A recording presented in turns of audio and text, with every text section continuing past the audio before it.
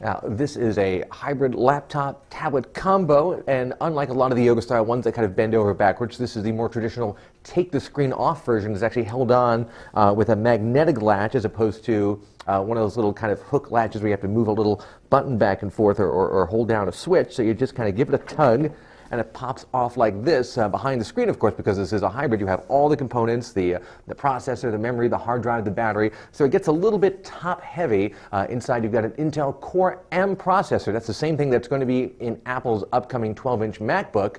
And that's good for having kind of a very light, very premium fanless design. It's not as fast as having a standard Core i series CPU. And frankly, battery life we found with the first couple of Core M systems we've tested has been okay. Not great, but okay.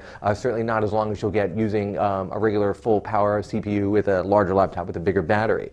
So here, the keyboard has its own battery inside, but it doesn't help you power this. It's strictly to keep the keyboard powered when you have it separate, because you can flip this little switch and use it in Bluetooth mode. Put the tablet over here, you use the keyboard over here, or if you connect them, then it makes a physical connection and you don't actually need the Bluetooth for that. So if you want to have this plugged in and fully charged, you'll need the regular power cable for the screen, which is the actual computer, and you'll need a separate micro USB charger for the keyboard down here.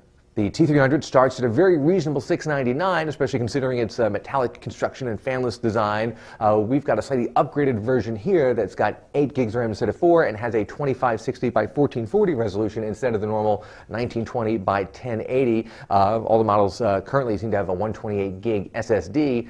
There are a couple of design quirks that drove me a little bit crazy using this. The main one was that the power button is right up here, so every time I'd reach out to adjust the screen to kind of change the viewing angle, I'd accidentally turn the system off, and that happened to me several times. So that, combined with the only so-so battery life and the fact that the Core M just is not as speedy as a regular full power processor you might be used to, means that this may not be the high-end hybrid for everyone.